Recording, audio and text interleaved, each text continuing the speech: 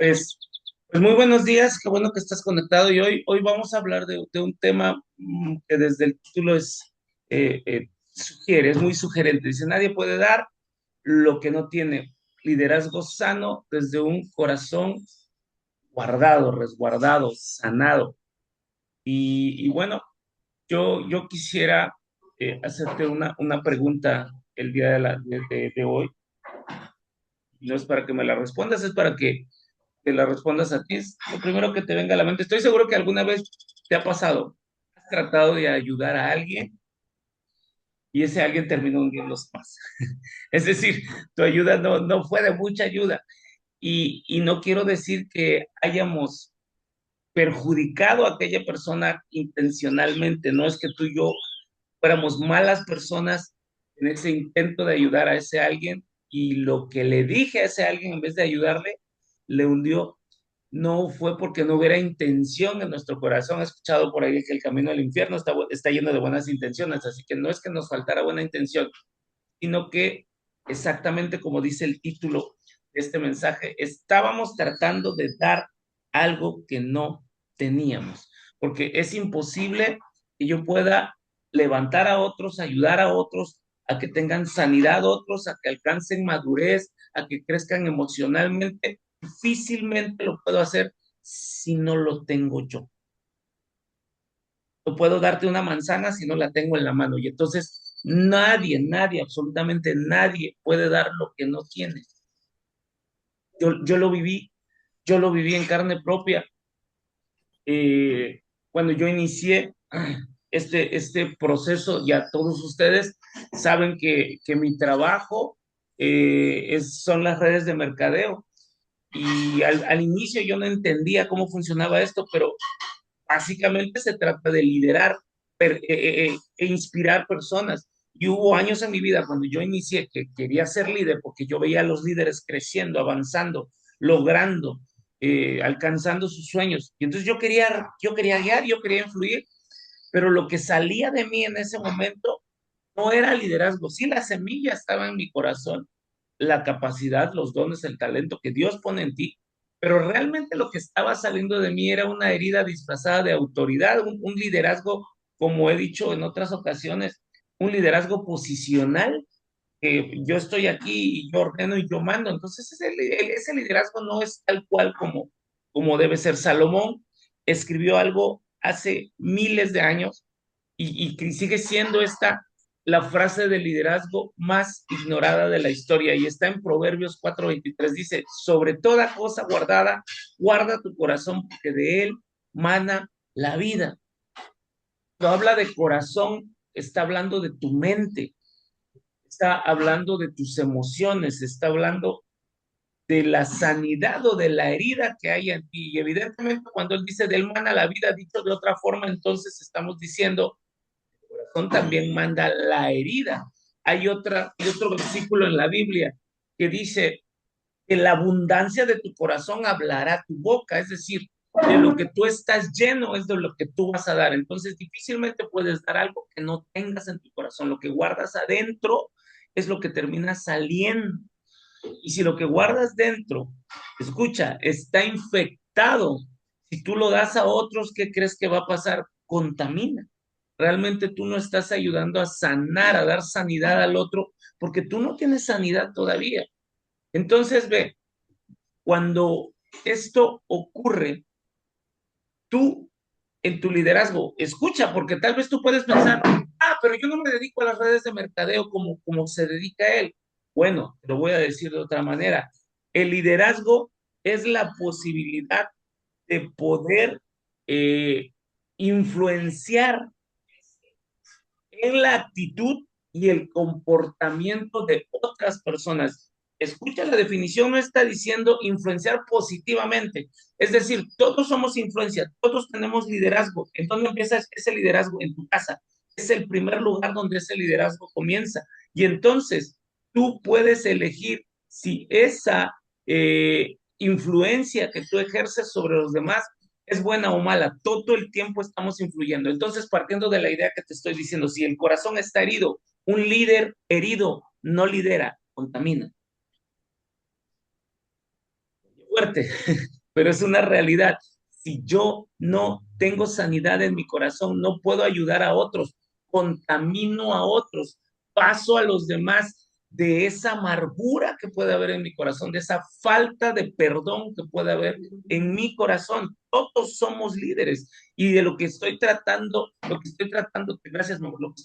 de transmitirte este día es que tomes esa responsabilidad, que tú estás influenciando personas, que al lado de tuyo hay personas que te miran y sin que te des cuenta, estás siendo una influencia para esas personas. Por eso es que tenemos que cuidar tanto, elevar, esto es hablando psicológicamente, tenemos que elevar el nivel de conciencia para ir a otro nivel en nuestro liderazgo. Y hablando desde el punto de vista espiritual, tengo que sanar mi corazón, tengo que estar más cerca del Espíritu Santo de Dios, tengo que tener intimidad con Él porque ahí viene la sanidad. Y hay algo que ningún seminario de liderazgo te enseña. Antes de que lideres equipos, antes de que tomes tú esa posición de liderar un equipo, tú estás liderando desde tu historia a los que te rodean. Porque es cuando empezamos a trabajar nuestro liderazgo que comenzamos a entender cosas y es ahí donde empezamos a crecer, es ahí donde empezamos a madurar, es ahí donde empezamos a obtener dominio propio tan necesario en el liderazgo, es ahí donde empezamos a desarrollar carácter, pero antes de eso estamos liderando desde nuestra historia. Yo nací, yo crecí escuchando cosas de niño que no debía escuchar. Desde los 5 años empecé a escuchar cosas que no debería escuchar. Mi padre, que fue un hombre que incluso él ya no vive, ya descansa en paz, pero yo no puedo decir, lo amé, no, yo lo sigo amando, lo sigo respetando, fue el hombre que más admiré. Y sin embargo, en momentos que no eran los mejores momentos de mi papá, me dijo cosas que no tenía que decirme, me dijo que yo era su sueño frustrado, me dijo que no le gustaba cómo yo me vestía, me dijo que no me gustaba cómo yo era.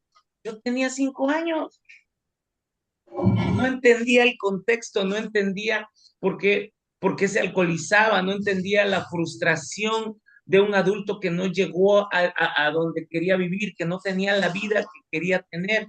Yo solo entendía que el hombre más importante de mi vida, el que más admiraba, el que más amaba, me estaba diciendo de alguna manera que yo no servía. ¿Sabes qué pasó? Yo lo creí. Y entonces yo crecí y por años ese niño de 5 años manejó mis decisiones desde adentro. ¿Sabes qué tipo de decisiones toma un niño de 5 años, verdad? Brillo, inmadurez. Yo estaba en un cuerpo adulto con un corazón de un niño. Ese niño estuvo detrás de cada vez que quise liderar y topé y que no pude, detrás de mí cada vez que alguien tenía más talento que yo y yo lo vi como una amenaza en lugar de verlo como un regalo, en lugar de verlo como alguien de quien yo podría aprender. El problema no era mi capacidad, porque lo hemos comentado otras veces. Dios nos manda a la guerra con fusil, te da talentos, te da habilidades y te da dones. Y esos dones tú los tienes que descubrir y cuando los descubres, cuando te conectas con el propósito y entonces cuando te conectas con el propósito y tu vida toma sentido, todo lo demás lo vas descubriendo. Esos dones, talentos y habilidades las pones al servicio de Dios. ¿Por medio de qué? De servir a los demás. Porque Dios está en cada uno de nosotros. Entonces, cuando tú sirves a otro y piensas, lo hago como para Dios, entonces te mueves a otro nivel de madurez. El problema entonces no era mi capacidad. El problema, ¿sabes qué era? El lente. Si yo se me quito estos lentes, aquí puedo ver bien, pero en lo cercano, y mira esta analogía que te voy a poner, en lo cercano no veo, pero lo lejano sí lo veo. Y así mismo pasa cuando estamos viendo el error del otro, pero el nuestro no lo vemos. Es el lente. Cuando me pongo este lente, ya veo con claridad, ya veo con claridad lo cercano. Eso mismo pasa cuando tu corazón sana. Cuando miras a través de una herida, lo que tú estás viendo está distorsionado. Mis ojos están mal, no veo bien desde chico, entonces lo que veo está distorsionado, necesito lentes diferentes para cambiar la mirada. Yo te pregunto, estoy seguro que hay una frase de tu infancia que todavía suena en tu cabeza cuando fallas. Estoy seguro que hay algo que te decía mamá, que hay algo que te decía papá cuando te equivocabas. Ah, ¿cómo eres? No sé, complétalo. Pero estoy seguro que hay una frase de la cual tú te acuerdas que mamá, que papá, desde su herida nos decían a nosotros. Ahora bien, mira, en la Biblia hay un retrato de lo que es un líder herido. La Biblia tiene un caso de estudio que parece sacado de un libro de psicología moderna, se llama Saúl. Saúl fue el primer rey de Israel, fue ungido directamente por Dios, fue el hombre más grande, más alto de Israel. Estoy hablando en autoridad, en poder, en posición que Dios le había dado. ¿Y sabes qué es lo primero que ocurre con Saúl cuando Samuel era el profeta de Dios que lo iba a levantar, que lo iba a ungir como rey? ¿Sabes qué pasa cuando Samuel va a buscar a Saúl para ungirlo? Saúl desaparece, no lo encuentran, lo buscan. ¿Y sabes dónde lo encuentran? Lo encuentran escondido entre los equipajes, entre maletas. Ahí estaba. Mira, esto lo narra Primera de Samuel. Y si te gusta tomar notas, Primera de Samuel, que es 22, y dice literalmente, he aquí que él estaba escondido entre el bagaje. Bagaje es equipaje. Estaba escondido, dice. El hombre más alto, el elegido, el ungido, estaba escondido. Tú y yo podríamos pensar, qué humilde era Saúl, aún sabiendo que todo eso era él, él estaba escondido. No, la humildad genuina no huye del llamado.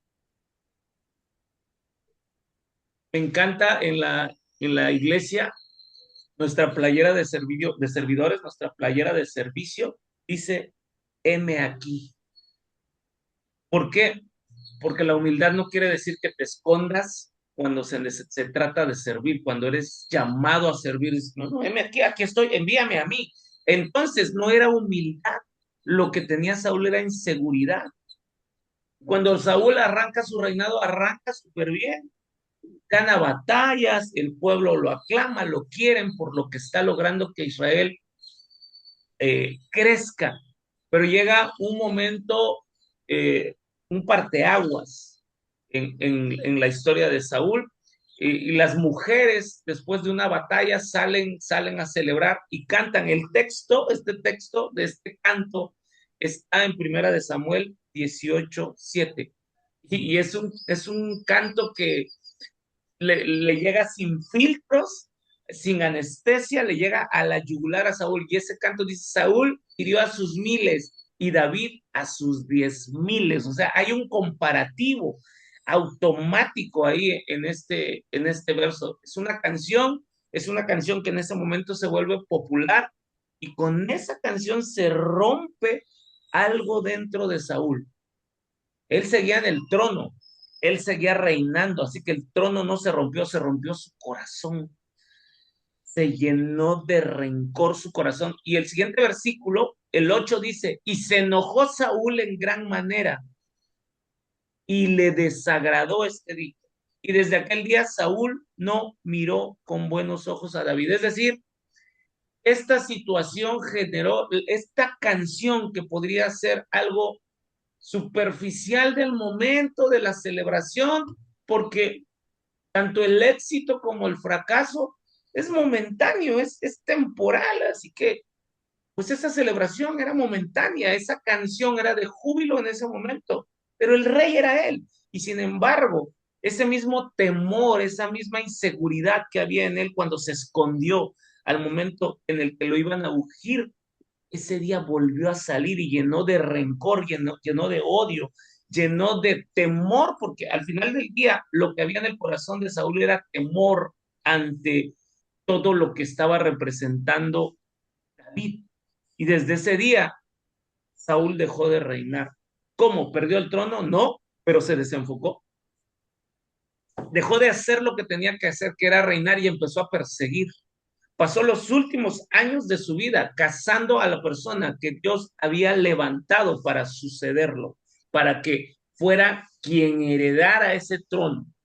Él quería evitar que la voluntad de Dios ocurriera, o sea, él podía hacer lo que quisiera, pero Dios ya había levantado como el ungido a David. ¿Y sabes por qué lo había levantado como ungido? Saúl es conocido también como el rey loco. Saúl era un hombre falto de dominio propio. Era un hombre, a pesar de que era rey, falto de carácter. Era un hombre que se conducía por sus impulsos y al final del día esos impulsos generaron que él se apartara de la presencia de Dios. La presencia de Dios se alejó de él y entonces dijo, voy a levantar a alguien más. Saúl estaba gobernando desde su herida. Dejó de reinar, por lo cual Dios lo había levantado para perseguir, es decir, no le importó lo que Dios quería que hiciera, le importó lo que necesitaba su corazón falto de sanidad. ¿Y por qué? ¿Por qué él perseguía a David? No porque David fuera su enemigo, incluso David, hay una serie en Prime que te invito a que la puedas ver, se llama La Casa de David y mucho de lo que te estoy platicando hoy va a tomar contexto. Es una serie hermosa, hermosa. A mí no la he acabado, estoy viendo todavía la segunda temporada, pero es una cosa impresionante, bíblicamente respaldada. Vela. Entonces, no, David no era su enemigo, incluso David llega a servir en su palacio, llega a tocar el arpa para tranquilizar los demonios que habían dentro de Saúl. David no odiaba a Saúl, pero realmente Saúl perseguía a David porque la herida de Saúl le decía, escucha, que cualquiera que brillara más era una amenaza. Un líder herido no forma sucesores, no quiere que nadie lo supere, elimina competencia, no levanta, aplasta, no porque sea malvado. ¿Recuerdas lo que te dije que había en el corazón? En el fondo del corazón de Saúl, la inseguridad. Detrás de la inseguridad lo que hay es miedo. Saúl lo que tenía era miedo. ¿Cómo termina Saúl? El capítulo 31 del mismo libro del que estamos hablando. Lo dice sin rodeos. Dice que Saúl terminó arrojándose sobre su propia espada. Se mató. Saúl se mató, termina matándose. No lo mató el enemigo. ¿Quién lo terminó matando? Su propia inseguridad, su propio miedo. Yo te pregunto el día de hoy, ¿cómo estás liderando? ¿Estás liderando desde la unción que Dios ha puesto en ti, desde el respaldo que Dios ha puesto en ti, desde lo que Dios dijo que tú eres o desde tu herida? Desde esa falta de perdón que puede haber tal vez con algunas personas que incluso amas, que incluso necesitas perdonar, pero que por orgullo dices, no, si ella me falló, si él me falló, yo por qué le tengo que pedir perdón. Yo te pregunto, ¿a quién le está doliendo? No sé si a la otra persona le duela, pero te puedo asegurar, si hay falta de perdón en tu corazón y necesitas perdonar a alguien, es más, sigues enojado por lo que hizo ese alguien, te sigue doliendo por lo que hizo ese alguien. Cuando hablas de eso que te hizo ese alguien, lloras, eso quiere decir que la herida está abierta. ¿Y sabes qué es lo peligroso? Que una herida abierta genera que sigamos sangrando sobre personas que no hirieron nuestro corazón, que nos conducimos desde la herida. No puedo sanar a otros, levantar a otros si mi corazón sigue herido. Ahora bien, muchas veces lo que necesitamos está ahí, pero la herida, caminar con un corazón herido, te complica la vida. Dice Éxodo 15 del 20 al 25. Ese es el contexto de lo que te voy a decir. Quiero que vayamos juntos, acorde a este relato, que te quiero llevar al desierto, no como metáfora, sino que vayamos al desierto de Shur. Así se llama ese desierto del que está hablando este versículo. Éxodo 15, versículo 22, dice que los israelitas acababan de cruzar el Mar Rojo, de ser liberados de los egipcios, acaban de ver el milagro más grande de su generación, acaban de ver cómo Dios abrió el mar delante de ellos, pasaron por en medio del mar. Cuando vienen los egipcios, se cierra el mar y traga a sus enemigos. El faraón fue derrotado, el hombre más poderoso de ese contexto temporal fue devorado por las aguas que minutos antes habían sido abiertas para que el pueblo fuera libre. Ellos habían sido testigos de ese milagro. Eso es para que, ¿por qué te contextualizo esto? Para que tú te puedas dar cuenta de lo necio, de lo irreverente, no puedo definir de lo que era el pueblo de Israel. Porque mira, hoy día tú y yo creemos sin ver. Nosotros no vimos todos esos milagros, nosotros no vimos cómo Jesús resucitó a Lázaro. Quiero que veas y lo traigas a este contexto en este tiempo. Alguien muerto, ya 3 días muerto, alguien llega y lo resucita delante de tus ojos. Tú lo ves. Eso sería algo espectacular en estos tiempos. Bueno, muchos de ellos lo vieron, esto es posterior, estoy viendo un poco atrás, pero ellos vieron cómo el mar se abrió delante de ellos y 3 días después del milagro más grande de sus vidas, dice la Biblia que llegaron a un lugar que se llamaba Mara y no podían beber las aguas de Mara porque eran amargas. En el desierto encuentran esas aguas, pero esas aguas estaban amargas. Y dice el versículo 24, escucha, y el pueblo murmuró contra Moisés. Si hay una cosa que Dios aborrece es la murmuración. Es ese entre dientes, a espaldas, tú y yo hablamos de fulano, ay, es que se cree mucho. Esa murmuración, Dios la aborrece. Entonces, 3 días después de este milagro tan grande, ellos están murmurando. Murmuró contra Moisés y dijo, ¿qué hemos de beber? Apenas habían visto un milagro impresionante en sus vidas y ya estaban murmurando, ya se estaban quejando. Eso no es ingratitud. Escucha, no es una ingratitud que ya no exista, no es una ingratitud propia de esa generación. Eso somos nosotros. ¡Auch! Sí, duele, pero eso somos nosotros. Y te lo voy a demostrar. Porque mientras todo está bien, bendito sea Dios, gracias a Dios, qué bueno es Dios, pero cuando la vida duele, pero cuando las cosas no salen como queremos, cuando llega la enfermedad, cuando muere el ser amado, cuando eres traicionado, cuando quiebra tu negocio, cuando nada te está saliendo por más que te esfuerces, la queja sale más rápido que la fe. Buenos días. Es una realidad, así somos. Me cuento, porque la palabra dice que todos somos pecadores, no dice, bueno, hay uno que otro que es excepción. No, no, no, no, no, todos somos pecadores. Y cuando yo digo, no, no, eso no me pasa a mí, pues ya estoy pecando, porque estoy mintiendo. Es una realidad que todos llegamos a un punto de quiebre en el que antes que la fe sale el temor, sale la queja. Moisés no se une a la queja, clama al Señor. Ora al Señor, porque eso es lo que tenemos que hacer en los tiempos que no nos está saliendo nada. Moisés nos da el ejemplo. Clama, ora, te está doliendo, estás preocupado, estás desesperado, no encuentras la solución, no encuentras la salida, dobla tus rodillas y ora. Clama al único que sí lo puede hacer, al único que tiene el control, al único que sigue en el trono sentado. Aunque el mundo se esté cayendo, él sigue teniendo el control. Y entonces aquí viene un detalle que no puedes perderte. En el versículo 25 dice, y Jehová le mostró un árbol. Quiero que pongas atención a esta primera frase. Le mostró un árbol y lo echó a las aguas y las aguas se endulzaron. Le mostró un árbol. Mira, no dice Dios creó un árbol, no dice Dios hizo llover árboles desde el cielo, no dice bajó un ángel divino así con musiquita, con un árbol nuevo. No, no, no, dice, le mostró un árbol que ya estaba ahí, que había estado ahí mientras ellos iban caminando, quejándose.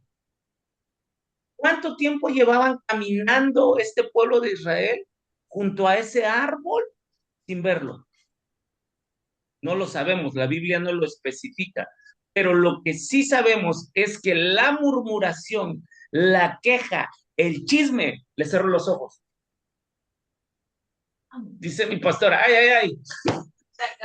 Se acabaron los amenes. El chisme, la murmuración, la queja les cerró los ojos. La queja volvió ciegos, los volvió ciegos a la provisión que Dios ya había puesto en su camino. Es decir, ustedes creen que nuestras situaciones adversas, que nuestro dolor, que nuestro fracaso, que los tiempos de silencio de Dios, es porque Él no sabe lo que estamos viviendo, es porque Él se descuidó de nosotros, es porque a Él se le chispoteó y no se dio cuenta que eso iba a pasar en tu vida. Claro que sabía. Y Él nos mete a problemas, no pone cargas, dice la Biblia, en nosotros que no seamos capaces de llevar. Y al mismo tiempo que pone la prueba, Él pone la puerta de salida de ese proceso, pero vas a ver esa puerta de salida cuando en ti se desarrolle lo que necesitas tener para salir de ese proceso. Entonces, ellos necesitaban ser agradecidos, pero como no lo estaban mostrando, se estaban quejando, pues no veían la solución. Dios le estaba dando la solución ahí, pero no la veían. Cuando tú vives quejándote, escucha, puedes estar sentado bajo la sombra del árbol que va a endulzar tus aguas y no lo ves. No lo ves. El agua que quieres beber está amarga y ahí tienes el árbol para endulzarla, pero no lo ves. La queja ciega, la herida ciega, el resentimiento ciega. Un líder herido pasa todos los días al lado de su solución y no la ve.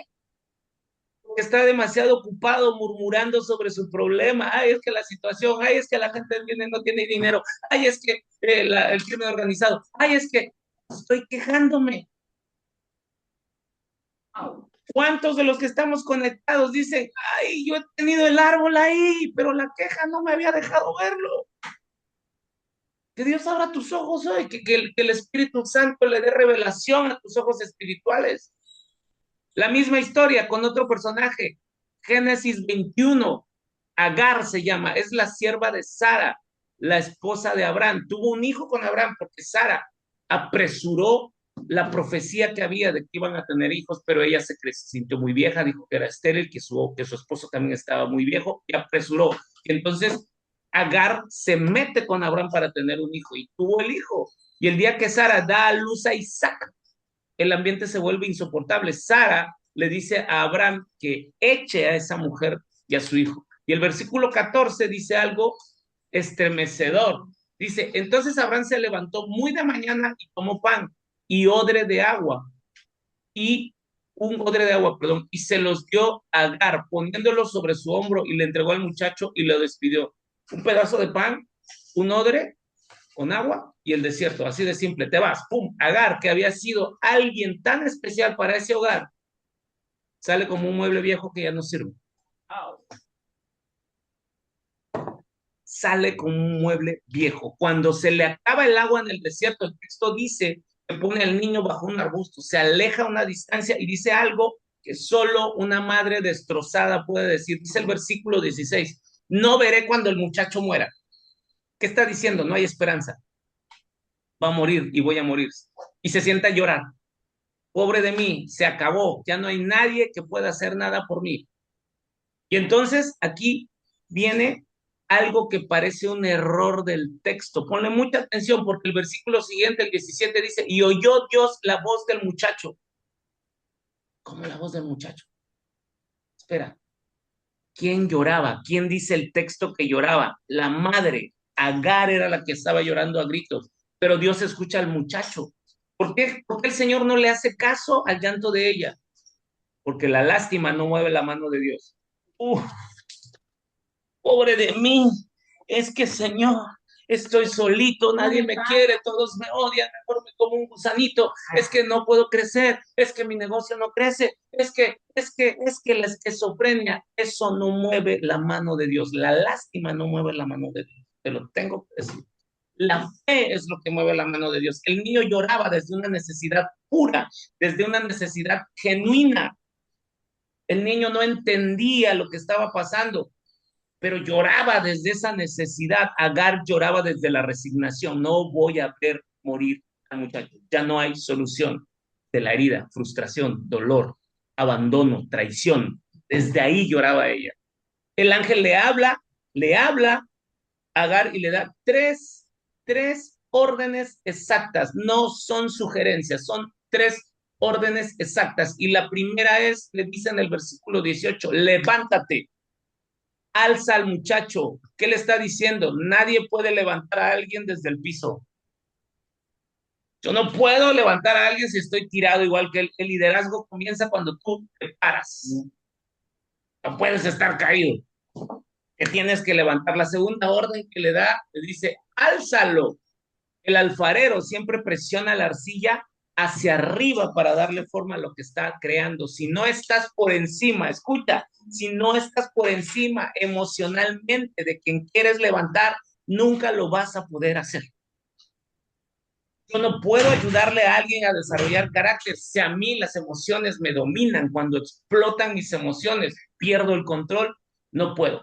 No puedo si no estoy por encima emocionalmente del que quiero ayudar. Si Agar está en el piso, el niño se queda en el piso. Y tercera, tómala de la mano, no el sermón, no el discurso, no ve y hazlo, ven y hagámoslos juntos, te tomo de la mano y vamos juntos, el contacto, la presencia real, ese es el liderazgo. Mira, ven, te muestro, lo hagamos juntos. Y después de esas tres órdenes, el versículo 19 dice, entonces Dios le abrió los ojos y vio el pozo de agua. Dios le abrió los ojos. No creó el pozo, no mandó un ángel a cavar. El pozo estaba ahí, había estado ahí todo el tiempo, pero Agar estaba llorando y no lo veía. La sanidad no trae recursos nuevos. Abre tus ojos para ver lo que ya tienes. Ahora, ¿cómo se ve un líder sano? Moisés es el contraste exacto con Saúl. Un día le avisan a Moisés que hay dos hombres en el campamento profetizando. Se llamaban Eldad y Medad, sin autorización, sin protocolo, simple y sencillamente ellos empiezan a profetizar y Josué, el asistente, el segundo de Abraham, llega y le dice alarmado, espantado, Señor mío, niños, Señor mío, Moisés, impídelos, está en Números 11:28. Eso haría Saúl, eso hizo Saúl, es más, silenciarlos, neutralizarlos, querer matarlos, porque son una amenaza para su posición, porque Abraham era, Moisés era el profeta en ese momento, y alguien más lo estaba haciendo. ¿Y sabes qué hace Moisés? El versículo 29 dice que él responde, ¿tú tienes celos por mí? Ojalá todo el pueblo de Jehová fuese profeta y que Jehová pusiera su espíritu sobre ellos. ¿Qué es lo que está diciendo? Ojalá todo el pueblo profetice, ojalá se levanten más, ojalá todos sean mejores que yo. Eso no es falsa humildad. Eso es un líder que ya sanó, que ya no necesita ser el más importante, que no necesita que le hagan sentir que vale, que no requiere del aplauso. El líder sano, escucha, el líder sano es pista de despegue, no es tapón de botella, empuja hacia arriba, no aplasta hacia abajo. Pero eso solo lo puedes lograr con un corazón sano. Hay tres marcas de líder, hay tres marcas que definen a un líder. Da crédito sin competir, esa es la primera. Alienta los logros ajenos, se alegra por los logros ajenos, no siente que le quiten algo, al contrario, se llena de gozo por ver los logros ajenos, porque entiende que el reino de Dios no es limitado, es para todos, todos cabemos en el reino, que si a otro le va bien, no significa que a él le tenga que ir mal. Entonces, celebra los triunfos de otros. En la marca número 2, ve el potencial donde otros ven problema.